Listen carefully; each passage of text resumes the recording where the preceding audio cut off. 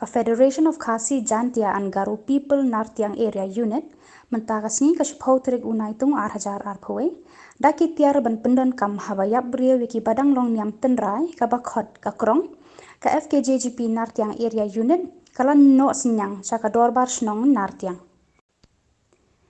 yakini kitiar layarap daki arngut ki dekhot jangka seng Mabin Ralyang, Member Agriculture Cell Jantia Hills Zone, bad uma arwat ki Meria, Assistant Information Secretary FKJGP Tharlasken Block.